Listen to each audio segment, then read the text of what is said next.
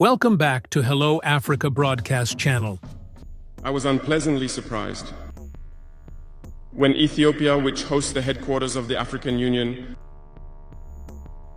was experiencing a conflict. And when I saw the Prime Minister put on a military uniform and announce the closure of the university in Addis Ababa to face the threat. I did not see any action from the African Union to protect these headquarters. Most Western states saw Addis Ababa falling, packing up and leaving. Ethiopia fought, found an internal solution, and is living more or less in peace today. The children of Congo have been dying for years. Several other conflicts, such as in Sudan, exist on the continent. Traoré criticizes African Union's silence during Ethiopian conflict. Burkina Faso, President Traoré's speech. A call to the African Union. Burkina Faso's president, Captain Ibrahim Traore, delivered a passionate address criticizing the African Union, AU, for its lack of action and unity in the face of ongoing conflicts and foreign interference across the continent. His remarks have resonated widely, especially among Africa's youth, and sparked renewed debate about the AU's relevance. Traoré expressed disappointment at the AU's silence during the Ethiopian conflict. I was unpleasantly surprised when Ethiopia, which hosts the headquarters of the African Union, was experiencing a conflict. I did not see any action from the African Union to protect these headquarters. Most Western states saw Addis Ababa falling, packing up and leaving. Ethiopia fought, found an internal solution, and is living more or less in peace today. Traoré began by questioning the AU's effectiveness. We cannot talk about integration and not talk about the African Union, because it is this organization that should unite us, create real integration. But we regret to see these wars that persist on the African continent, killing millions of young people, and that this organization, which has heads of state with armies, is unable to organize itself to support certain countries. He emphasized that unity must be more than a slogan. The Union is not just a word. The Union is a symbol, and we, the youth, should learn a lesson from this situation to unite, to make integration a reality. He also highlighted the suffering in Congo and Sudan. The children of Congo have been dying for years. Several other conflicts, such as in Sudan, exist on the continent. We would have liked to see the African Union generate the forces and all the necessary strategies to support these states so they can regain peace. On the Sahel's struggle with terrorism, Traoré was blunt. For nearly 10 years, the Sahel has been the theater of international terrorism, but we see no support from these organizations to find a solution to this problem. He condemned the AU's silence following foreign interference in Burkina Faso.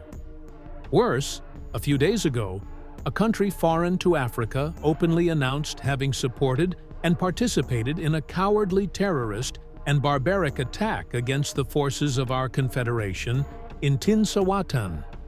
The African Union did not utter a word to condemn this interference by a state outside of Africa in the internal affairs of our states. Burkina Faso's president, Captain Ibrahim Traore, is at the center of escalating international tensions following a foiled coup attempt, sharp criticism from U.S. General Michael Langley, and a surge of solidarity movements across Africa and the diaspora. Recently, Burkina Faso's military government announced it had dismantled a significant coup plot allegedly orchestrated from neighboring Ivory Coast, with support from actors aligned with France. Security Minister Mahamadou Sana revealed on state television that the coup's objective was to sow total chaos and place the country under the supervision of an international organization. The plotters, including current and former soldiers and terrorists, had shared sensitive military information with armed groups to incite attacks and destabilize President Traoré's government. The attempted coup comes as President Traoré continues to distance Burkina Faso from its former colonial power, France, and assert the country's sovereignty.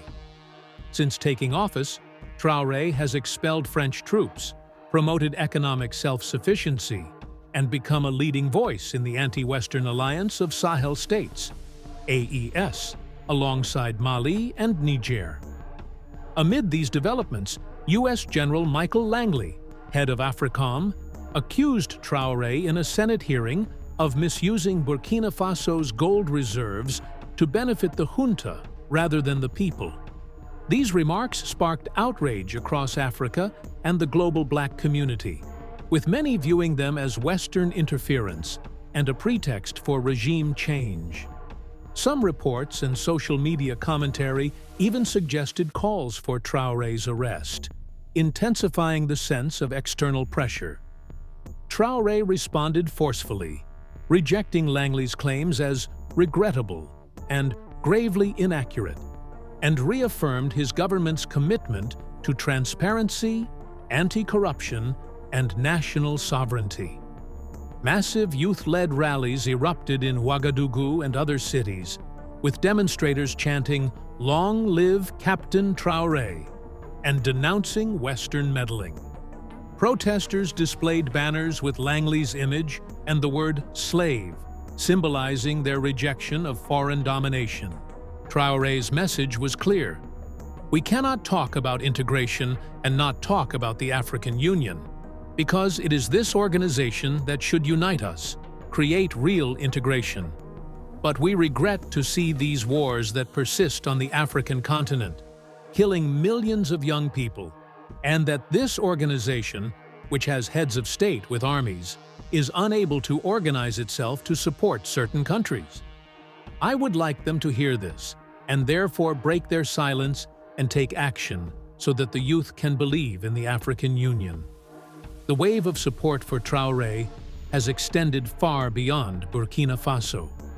Demonstrations and solidarity messages have emerged in Namibia, Kenya, the Caribbean, the United States, and Europe. In Jamaica, Rastafarians rallied in Montego Bay to uphold the work of Ibrahim Traore and denounce neo-colonialism, echoing a broader movement demanding an end to Western-backed coup attempts and interference. This groundswell reflects a new era of Pan-African consciousness, with youth and diaspora communities uniting to defend African sovereignty and leadership. As Traoré stands firm against foreign pressure and internal threats, he has become a symbol of resistance and hope for a self-determined Africa. At 37, Traoré is the world's second youngest head of state, after Iceland's Prime Minister Kristrún Frostadóttir. He has made significant strides in reshaping Burkina Faso's international relations and domestic policies despite the persistent threat of terrorism and neo-colonialism. Traoré has emerged as one of Africa's most prominent advocates for a multipolar world, and now serves as the face of the Tripartite Alliance of Sahel States, AES, an anti-Western regional bloc formed with neighboring Mali and Niger last year. The charismatic young African leader, a staunch proponent of anti-imperialism, has spearheaded the expulsion of French troops from Burkina Faso, catalyzing a ripple effect as other African nations consider similar actions. By declining his presidential salary and retaining the modest military rank of captain, Traoré has demonstrated a commitment to fostering economic self-sufficiency and eradicating corruption. The recent coup attempt to overthrow Traoré was not the first since his ascension to power. In fact, his government has withstood numerous coup attempts over the past 2.5 years. Shortly after Traoré took charge, military prosecutors disclosed in December 2022 that there had been an attempt to destabilize state institutions by civilians and a lieutenant colonel named Emmanuel Zungrana. In late September 2023, Burkina Faso's government reported that yet another proven coup attempt had been thwarted, nearly a year after Traoré assumed power. In January 2024, government spokesperson Rimtalba Jean-Emmanuel Ouedraogo revealed that a coup attempt had been foiled, resulting in the arrest of coup plotters, which he described as an umpteenth attempt at destabilizing the Sahelian nation. In September 2024, the government of Burkina Faso disclosed that it had foiled several attempts at destabilization, stating that former transitional president Damiba had spearheaded the military segment of this plot within Burkina Faso. Security Minister Sana explained that opposition forces, backed by Western intelligence agencies and European mercenaries, had orchestrated a wide-ranging destabilization plot from various countries, including Ivory Coast, Ghana, and Nigeria. If you like the video, be sure to subscribe to the Hello Africa YouTube channel, and don't forget to comment on what kind of videos you would like to see next. Thank you.